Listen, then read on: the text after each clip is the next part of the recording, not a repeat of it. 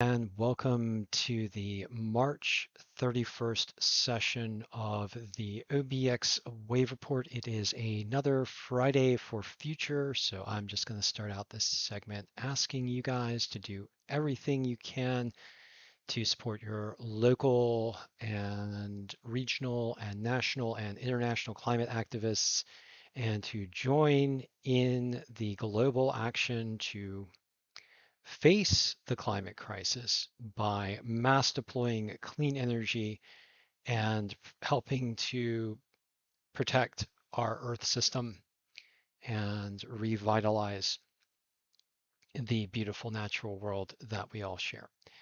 And I thought I would also share this shot from my GoPro this morning while I was surfing at Jeanette's Pier, a beautiful wave starting to break in the background, beautiful blue skies overhead. You've got the pier in the background, and I think you can see maybe over my right elbow there some of the homes that are facing the threat of increasingly strong storms and rising sea levels that are a direct result from fossil fuel burning. So everyone that lives on the coastline, everyone that is near a coastline is under increasing risk as fossil fuel burning continues, which is one of the reasons why I advocate so heavily for the rapid deployment of clean energy as a response. According to the scientists, this decade is crucial. And on this Friday for Future, I'd just like to reiterate that message at the top of the OBX Wave Report here. And one of the best leaders, one of our most ardent advocates for climate action is Greta Thunberg. She's out there striking. This is week 241 of the global climate strike. And here are some activists, climate activists, good, moral, just, helpful climate activists striking today. And here are some of their signs and messages. Tomorrow is too late. Um, we don't want to pay for the consequences of your financing fossil fuels. Later is too late, and various in languages that I cannot read, but many of you may be able to. The solution is not, solution, not pollution, I think. The solution is clean energy. Definitely not pollution. So please support Greta Thunberg and all the other climate activists out there. As we get into this Friday for Future, one of the things that we're going to be tracking is the potential for very severe weather across the central US today. And we have recently had a rash of terrible tornadoes in the southern states, particularly in Mississippi. And I did want to highlight this tweet by a friend of mine, Jeffrey Levin, also a Ukraine supporter, who is retweeting an article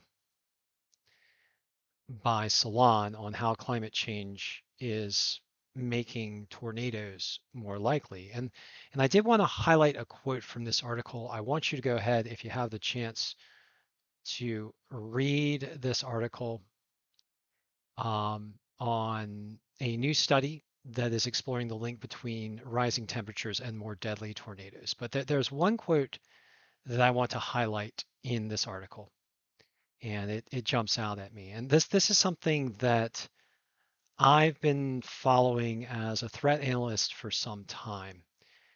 The notion in the science that heat is the primary motive force for driving convection, which is the expansion of water vapor that fuels the intensity of storms. And this is the case for hurricanes, and this is the case for thunderstorms.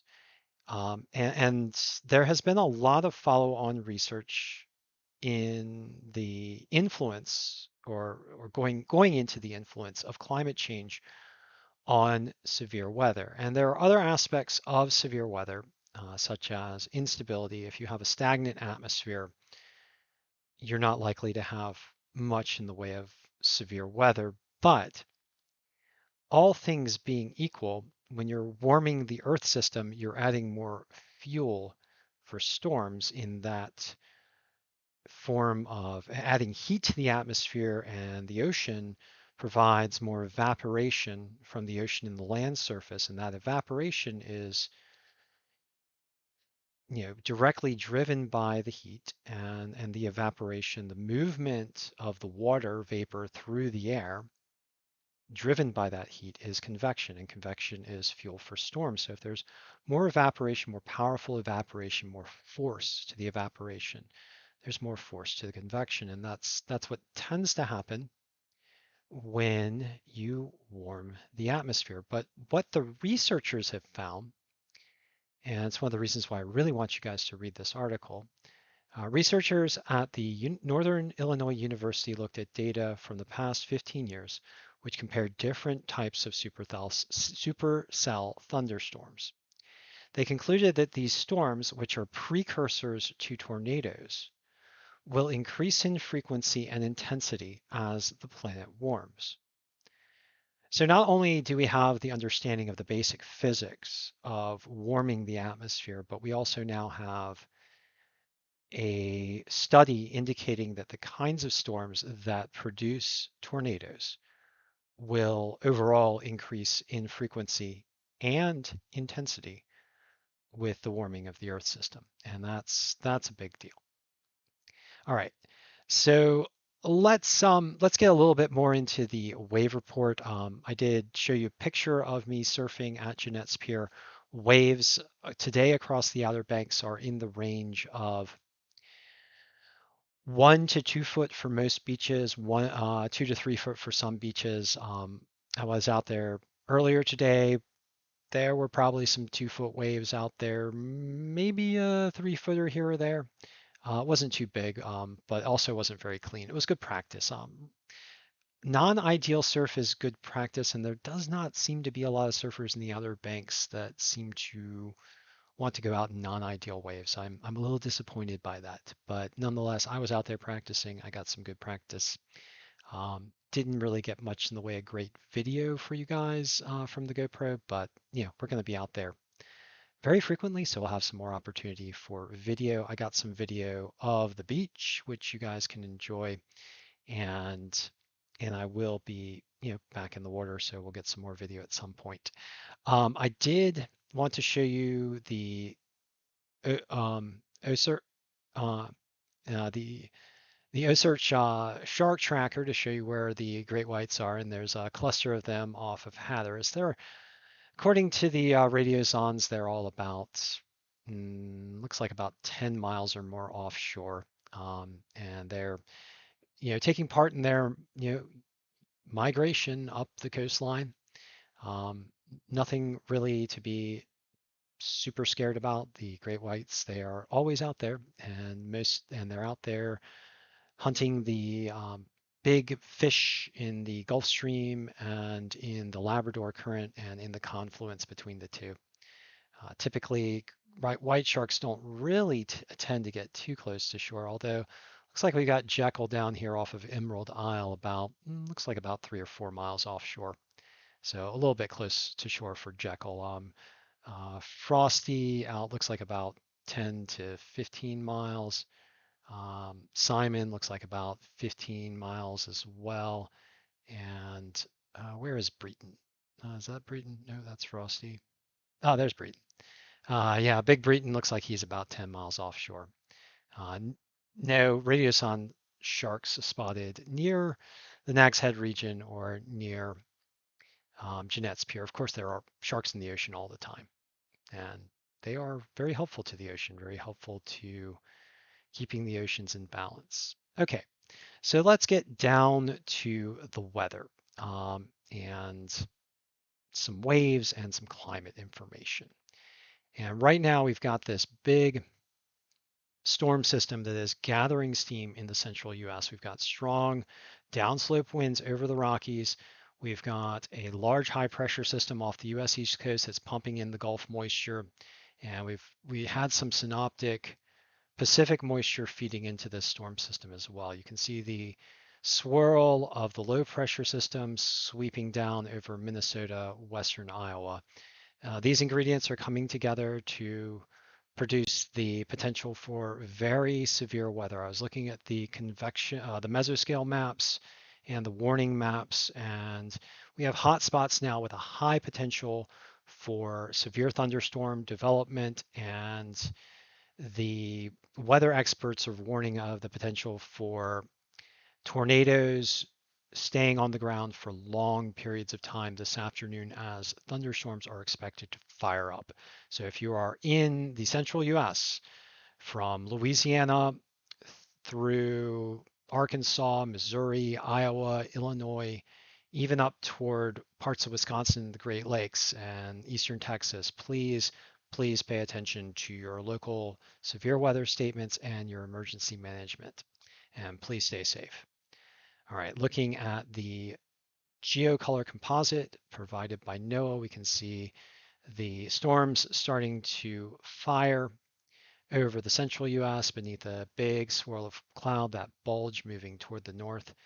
And looking at the enhanced cloud tops, you can see also storms starting to fire in southeastern Iowa, parts of Missouri, Arkansas, and Illinois. And these higher enhanced cloud tops are likely to start to form into a long line of thunderstorms, many of them severe. And we can see the alerts. Actually, I'm going to pause for a second and provide a little bit more of a broad observation for you guys.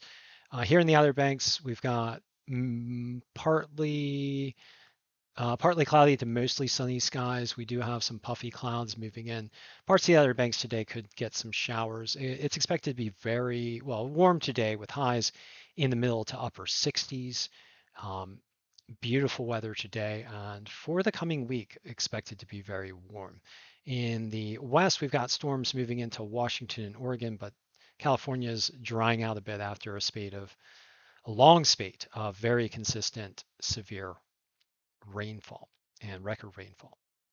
And California has made a hard swing between drought and flood.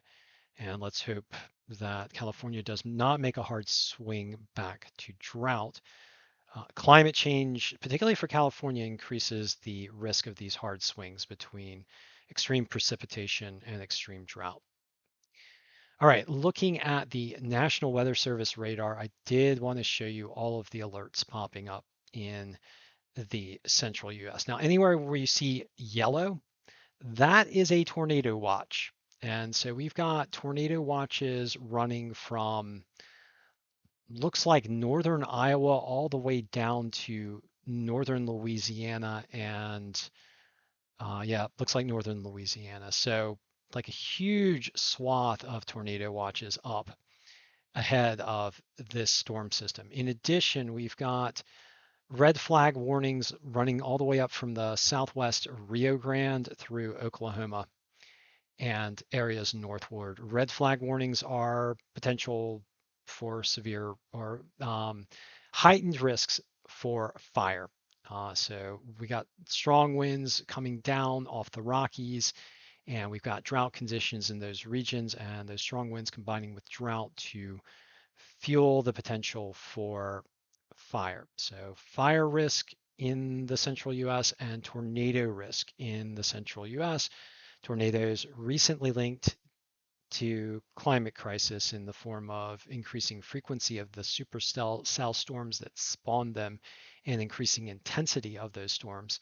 And then drought also linked to climate change because as you warm the atmosphere, you get more intense evaporation from the land surface, which can make droughts worse, more intense, more rapid onset.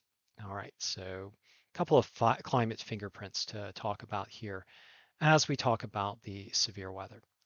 Now, let's get into the daily observations for waves for the Outer Banks.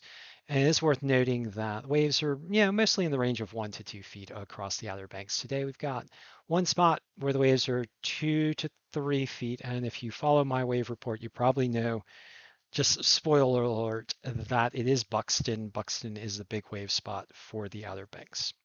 But starting off at Jeanette's Pier, where I went surfing earlier this morning, I said the waves were 1 to 3 feet. I saw some bigger waves that looked 3 footish, mostly breaking on the north side of the pier, but some of the waves coming in the sets did look a little bit larger, but maybe I'm wrong. The wave monitors are saying that the waves are 1 to 2 feet. And the primary swell is coming in at 15 seconds. That's a 0.9 foot swell. Secondary swell coming in at 7 seconds. Primary swell out of the east. Secondary swell out of the east northeast at 7 seconds. That's 1.1 foot. And then we got a wind swell coming in at 6 seconds out of the northeast. That is a 1.4 foot swell. Winds are coming out of the southeast at 17 miles per hour, south-southeast at 17 miles per hour. That is a fresh cross-shore flow for that wind pattern. Air temperatures right now, 65 degrees, very warm right now in the Outer Banks. Ocean water temperatures 53 degrees, holding solid now at 53 for the past few days. Weather forecast for Jeanette's Pier is mostly sunny, breezy, with a high in the mid to upper 60s. Heading southward, we find that Esterns also has 1 to 2 foot waves over at the Pea Island National Wildlife Refuge.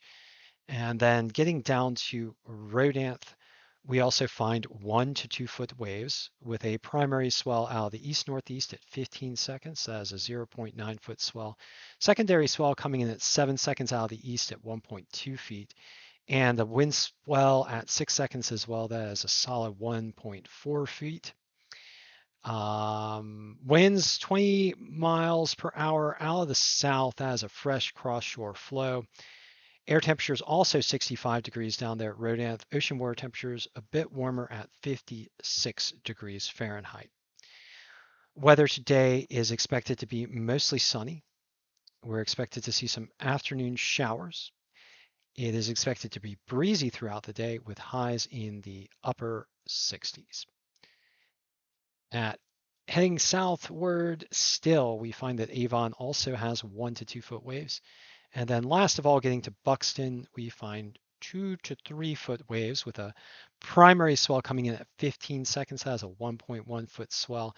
Secondary swell coming in at 7 seconds. That is 1.4 feet. And we got a wind swell coming in out of the northeast. Both of the primary and secondary swells coming in out of the east or east-northeast. Wind swell coming in out of the northeast at 6 seconds. That is a 1.7 foot swell. So the swells at Buxton lining up to produce those 2 to 3 foot waves. Winds right now out of the south at Buxton, 20 miles per hour. That is a fresh cross or onshore flow, depending on your location. Air temperatures 67 degrees, getting pretty warm down there at Buxton. Ocean water temperatures hanging in there at 63 degrees. And the weather conditions for Buxton today, mostly sunny, chance of afternoon showers. Windy with a high near 70. All right, so those are the local observations for the Outer Banks. Let's get to the global climate monitor. Here I'm just looking at the global anomaly to show you guys where it's hotter than normal, where it's cooler than normal, and how things add up when it comes to hot versus cold. And right now we've got a global temperature anomaly in the range of 0.375 degrees Celsius above the 1981 to 2010 reference mean, which was already warmer than normal. And hot spots right now are in the Arctic and the Antarctic, the Arctic being 0.6 degrees Celsius above normal, the Antarctic being fully 1.37 degrees Celsius above normal. And you can see those plumes of heat residing over the poles, heat being a relative term here because these are just indicating warmer than normal conditions. Of course, cold regions are not warm, but they are much warmer than normal. We do have a hot spot for warmer than normal conditions over the south and central US, running up the Mississippi River Valley ahead of our storm system. And then large swaths of Asia, warmer than normal. North Australia, warmer than normal. Northwest Africa and Spain and Portugal, also warmer than normal. All right. Now let's get into the lower 48 and our predictive analysis for storminess. Over the next 7 days, according to NOAA's quantitative prediction forecast, we're expected to see heavier than normal precipitation running in an arc from the Dakotas through Minnesota, through the Great Lakes region, and then swooping back on southward toward Texas and the Gulf Coast, with a hot spot being northern Louisiana and southern Arkansas. For the West Coast, we do expect storminess for Washington and Oregon, but California mostly gets a bit of a respite according to this forecast.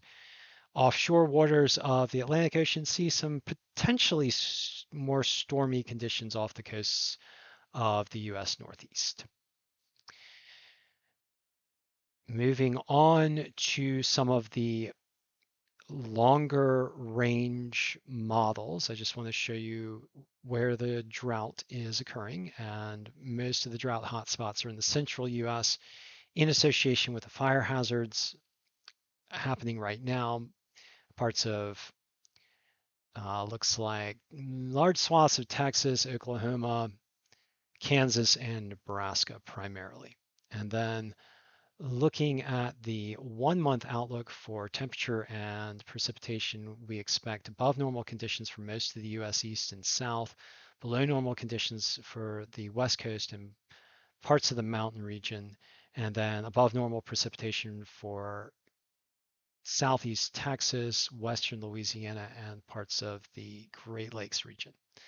Looking at the global tropics hazards, I do want to note that there's risk for enhanced risk for cyclone formation off the northwest coast of Australia. And we're going to be paying attention to this more and more as we get along into the hurricane season. We're going to get more and more in depth with regards to the tropics as well. All right, so for the main event and main risk factors for today, we have a large area of potential severe weather running from the Great Lakes south and westward toward Texas and the Gulf Coast. And this area is focusing on a large region of the Mississippi and Ohio River valleys, with the highest risk running in through Arkansas, Missouri, southeast Iowa, parts of Illinois, parts of Indiana, and western portions of Tennessee and Kentucky, and the northern portion of Mississippi. And I did want to read a chunk of this statement provided by the Storm Prediction Center at NOAA.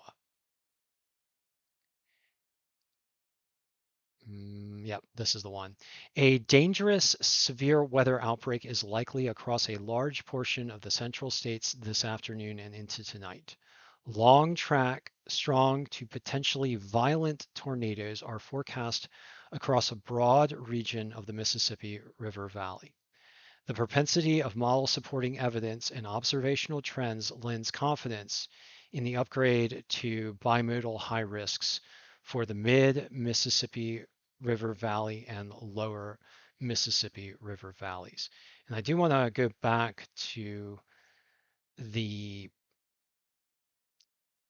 categorical outlook here and show you these hotspots. So southeast Iowa, northwest Illinois, under the gun with a high risk of severe weather and potential tornadoes.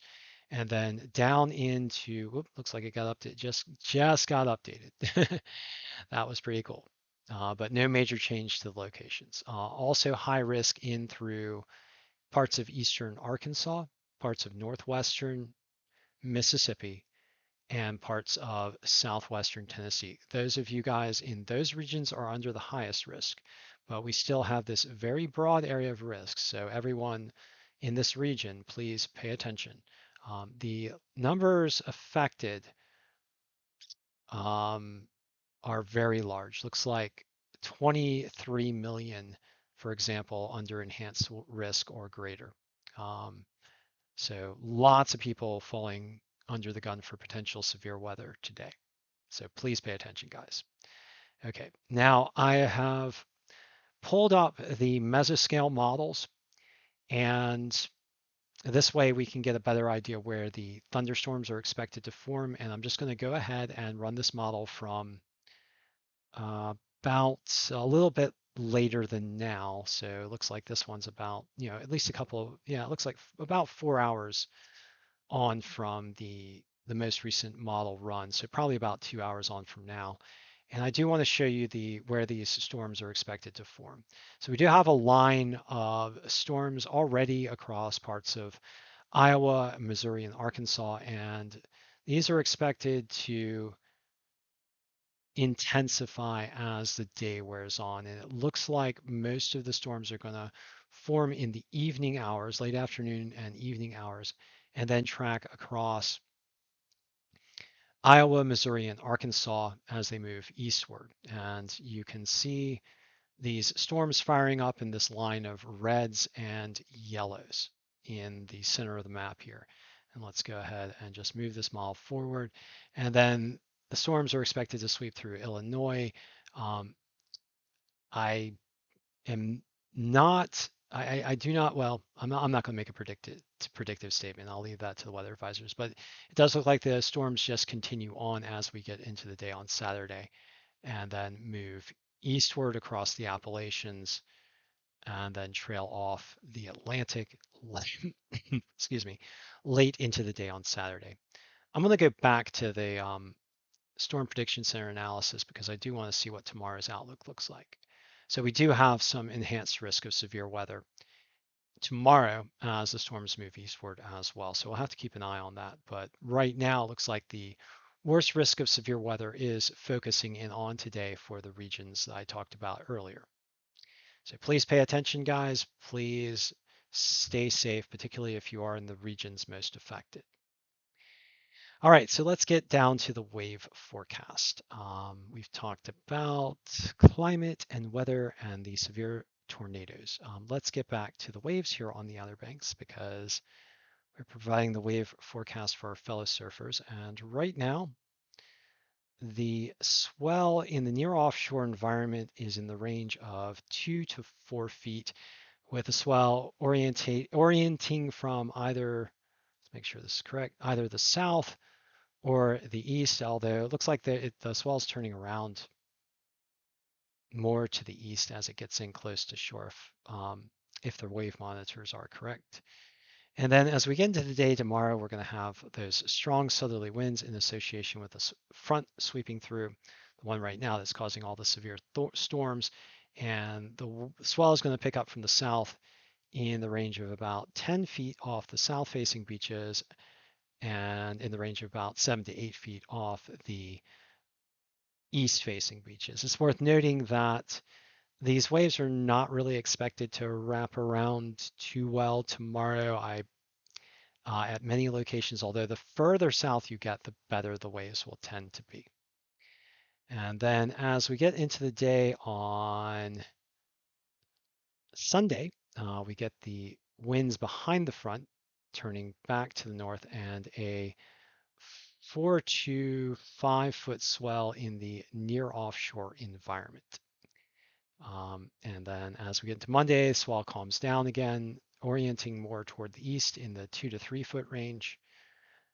And then into Tuesday, we get a nice eastward orientation for the swell with swell heights in the range of, looks like around 2 feet. So rather small swell as we get into the day on Tuesday. And then on Wednesday, yep, we don't go to Wednesday. Okay.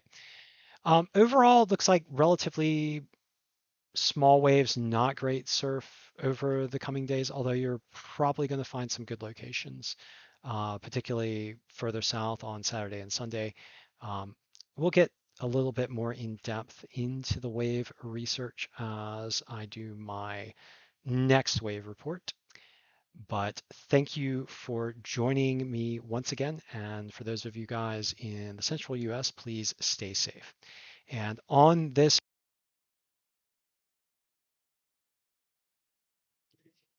Friday for future, I would like to ask you guys once again to please do everything you can to help support the transition to clean energy, the rapid transition to clean energy by mass deploying wind, water, solar, and electric vehicles and halting fossil fuel burning as rapidly as possible, thereby helping to save our beautiful coastlines and so much of the other things from the impacts of climate change driven by fossil fuel burning, which is also driving the increasingly intense storms that threaten our coastlines and so many other places, and the rising oceans, which are driven by the heating of the Earth system and the melting of glaciers, which threaten our coastlines, and the destruction of coral reefs through the heating of the oceans and the acidification of the oceans. So thank you.